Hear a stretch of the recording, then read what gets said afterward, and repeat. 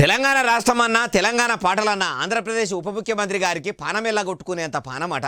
తెలంగాణ లడాయి లగాంచి నడుస్తున్నప్పుడు ఎంతోమంది పానాలు పోతుంటే కుక్కిన పేనోలే కుయ్యి కుట్టుకుమనన్నట్టున్న సీన్మేషక్కాడు చిరంజీవి సారు చిన్నతమ్ముడు గారేనా తెలంగాణ అంటే పానం అనేది అంటారా? ఇనుండ్రి. మీరందరూ చాలా మంది పక్కన తెలంగాణ నుంచి వచ్చారు. జై తెలంగాణ. మీకు తెలుసు కదా తెలంగాణ అంటే గుండెలా కొట్టుకుంటుంది నాకు.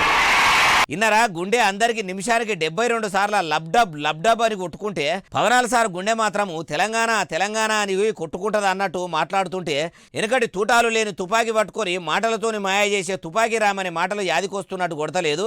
ఇంకా అయినుండ్రి. నాకు ఇష్టమైన పాట తెలుసు కదా, బండెలక బండి గట్టి 16 బండ్లు గట్టి ఏ బండిలో పోతావు కొడుకు నైజాము సర్కరోడ.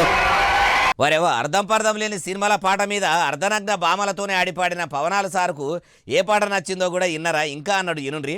కాంగ్రెస్ అధికారంలోకి వస్తే తమ ప్రభుత్వం మహిళలకు ఏటా కొంత మొత్తాన్ని అందజేస్తుందని చెప్పారు. కాంగ్రెస్ మాట నిలబెట్టుకోలేకపోయింది.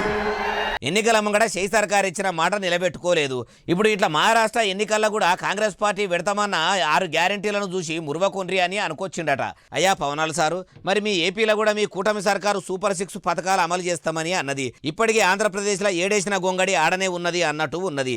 ఇంకా చెప్పాలంటే తుంటెత్తేసి మొద్దెత్తుకున్నట్టే అయ్యిందని ఆంధ్రప్రదేశ్ ప్రజలు కూడా బాధపడుతుర్రట. అవిటి ముచ్చటేంది, ఏపీలో మీరేమో ఎలగబెడతారని మీ జనసేన ఎమ్మెల్యేలను గెలిపిస్తే మీరేం చేస్తున్నారు సారు? గుడ్డి గుర్రాల పనులు గాడిదలు పెట్టే గుడ్లేరేదందుకు పోతుర్రా? 6 నెలలు సావాసం చేస్తే వాళ్ళు వీళ్ళు వీళ్ళు వాళ్ళు అవుతారు అన్నట్టు తమరు కూడా అందరు రాజకీయం లీడర్ల లెక్కనే మారిపోయినట్టున్నారు కదా అంటుర్రు ఈ ముచ్చటిన్నోళ్ళు.